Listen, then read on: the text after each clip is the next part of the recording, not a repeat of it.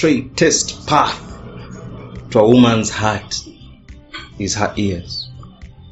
I'll tell you, at one point a couple of years ago, her ears and my ears also, because she wants me to hear her.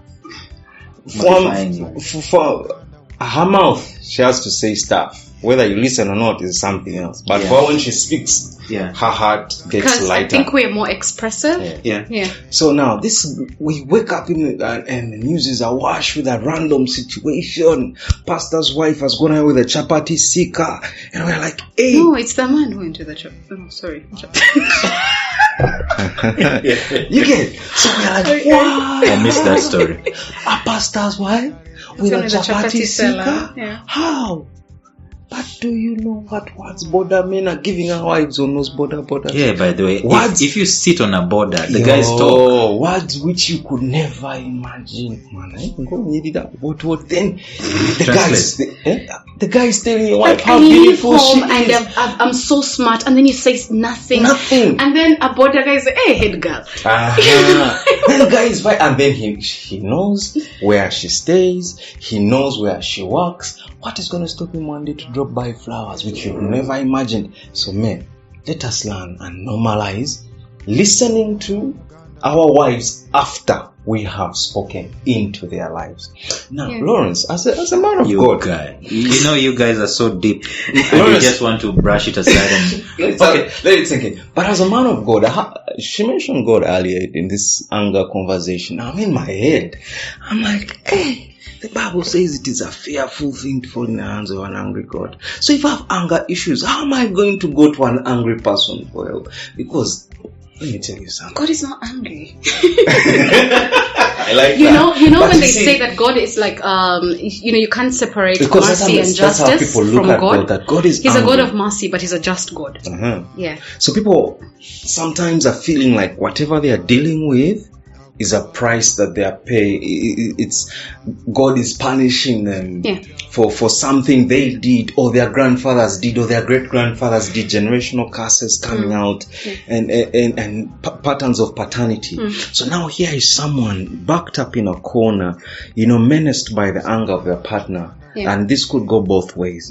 And then, because you've not answered my question about the effect on the children. I haven't. I think I haven't had an opportunity to talk about that. But I could say something. But now, Lawrence, I want you to tell us, based on what she said, that God is not angry. How does someone who is suffering from anger go to someone who they think is angry with them? Is angry with them, or is just ready to lash out? Because that's how people think God is. God is just ready to lash out. Man, when you see people being swallowed by the earth, in one day, and you see snakes coming at people, because it's what it's in the Bible. When you see someone killing his own son, some people do not see any love in any of this.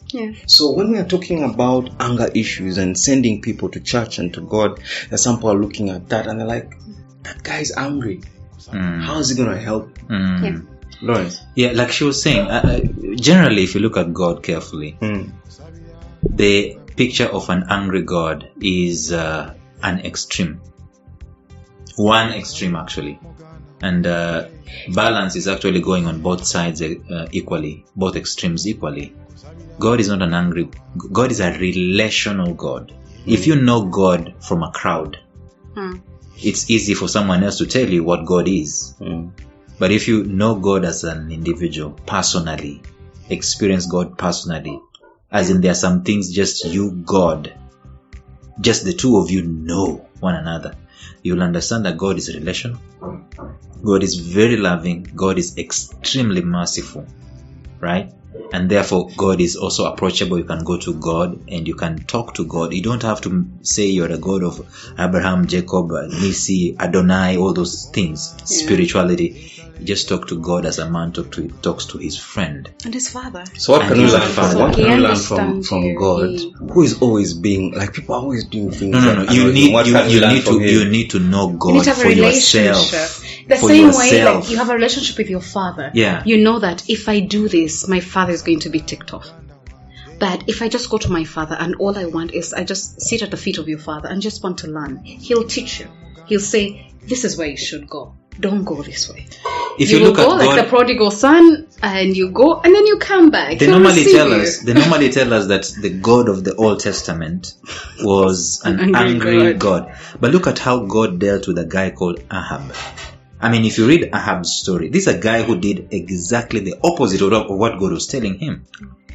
Don't do this. He does, as in more than 7 times. And every single time he goes before God, and God pardons the guy, or God gives him more time, and so on and so forth. That's the kind of God he is. But if you look at what the scriptures will tell us right now, honestly, if you think God was angry, let me ask you a question. Are you so righteous to God's standard right now? Absolutely. If he was an angry God, you will not be existing. So you will be gone. So that tells us that God is patient. Very extremely patient. As Christians, how patient are we willing to be? Yeah.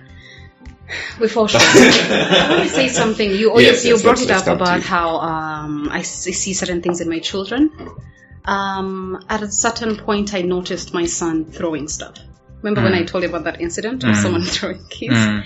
And so when he's angry, or I tell him, give your sister something, or he has stolen, he's grabbed his sister something, and he won't give it to her. He will throw it. Patterns. So I'll tell him, pick it up and hand it over. And you say sorry. Like, why are you throwing it? So then you find he's angry, and so then we talk about that. But why are you angry? What has she done to you? Can you give her a hug? Of course, then it starts from, side hugs, you're looking away. Until you get to a point where, I can't, just because I'm angry, I'm unhappy, I don't throw stuff. I don't pick my sister's tab and throw it down just because I'm angry. No. So he's learning? He's learning. So you have to talk about it. What has changed? How? Or how hard has it been to change? Because you see, this is there's an imprint clear. Yeah, so I think just talking about it, conversations, and addressing it when it happens. Yeah. When he throws, don't say naughty corner. Bring it. Bring it to me. Take it to where you're supposed to take it. So address it head on. So that whole thing of sleep on it, when it comes to children, sleep on it doesn't work. Naughty corner doesn't work. Address it. Let me ask you, the division between you and their father, did it affect them?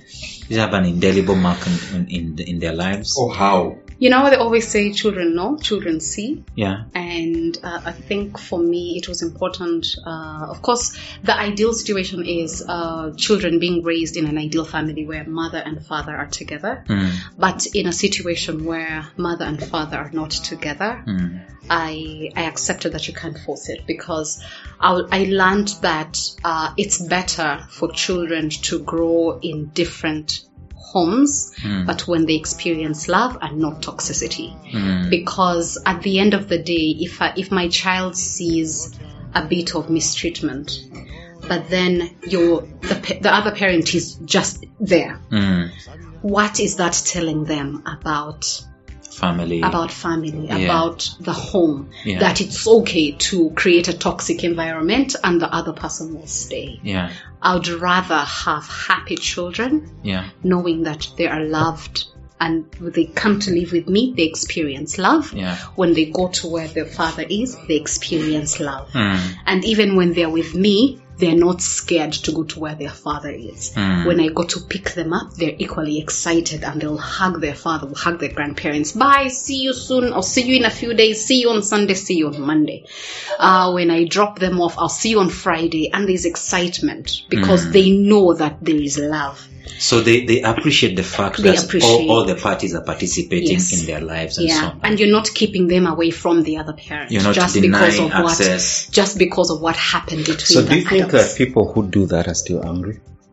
People who are denying access to the other parent? Absolutely, yes. That's why I was telling you earlier on, this idea of going and doing a divorce party publicly. That's just a front end. At the back end, people are still, having issues to sort out and so on and so forth. So I think the guys who are denying, well, they might have their, but let me tell you. So there are people that I know have, they've allowed that their relationship is not working and they're at peace, or they even started seeing other people, and both parties are happy. They're okay. So when a couple like that one comes and they've decided to do a divorce party. Maybe they've made peace with the fact that their relationship never worked out. Mm-hmm. But for me, it is more of, what are you doing? What are you celebrating? Okay, yes, we know that relationships don't always work out, but when you're doing a divorce party, what are you putting out? What's your motive? What is it? Can't you just remain cordial, and that's okay.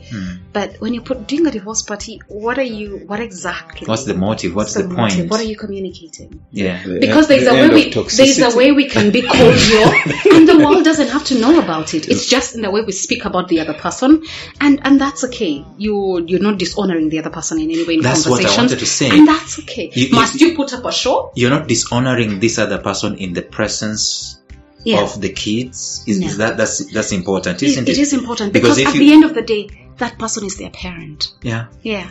Because you're going to show up at school, parents, teachers, school meetings, and then you're both going to be there. You're going to take your child to secondary school together.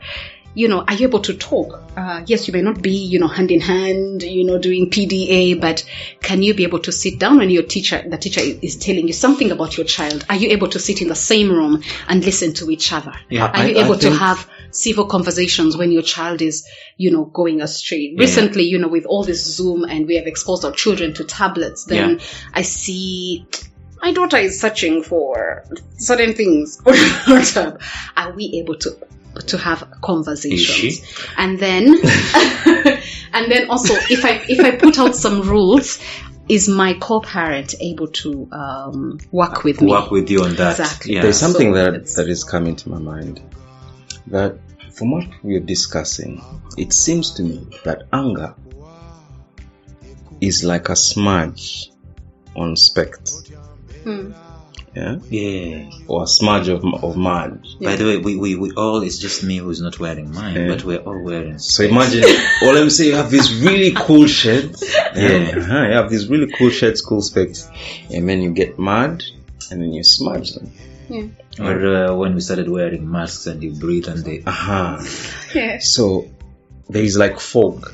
Fog goes into the glasses. Yeah. I think anger is fog of the mind and fog of the heart. Yeah, it's not clarity. As in, once anger comes into this conversation and it is not properly managed or communicated, then it blurs out the clear picture. You can't even. You can't see far. You can't see clearly. And now you see, it is anger, but the action.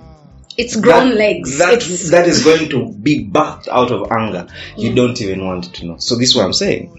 When your specs are covered like that, you don't see far. Yeah. So let me put it this way. When you are angry because your partner has said something, then your specs get clouded, so you don't know where you're going. And then you get an object and you hit that person. You see that you've not thought far enough that this action is going to cost me money because I have to take this person to hospital. Yeah. This action is going to cost me my life because I'm going to jail. So anger, that's why the Bible says, be angry and sin not. Because anger is natural. It is human. It is the unbridled action that follows unbridled anger. That is a problem. So we started by reading Jacob's actions. Jacob's words to his children. And you see, this is very important. Words. Because this saying, as has been said, maybe I'll sing a song, that sticks and stones may break my bones, but words will never. That's off. It is totally the other way around. Opposite. Yeah. You know why? Because words, the Bible says that the words that I speak to you are light and spirit, which means words carry seed. Yeah. So the wrong word will always propagate. If you say the wrong word in anger, it falls into the heart, it falls into the mind, it falls into the spirit, and then it begins to grow. Yeah. And when it has grown, it bears fruit. And that is now where people begin to act out random things. And then because we're talking about patterns of paternity, you find that a word which was said to a girl or to a boy comes alive in their grandchildren. You get?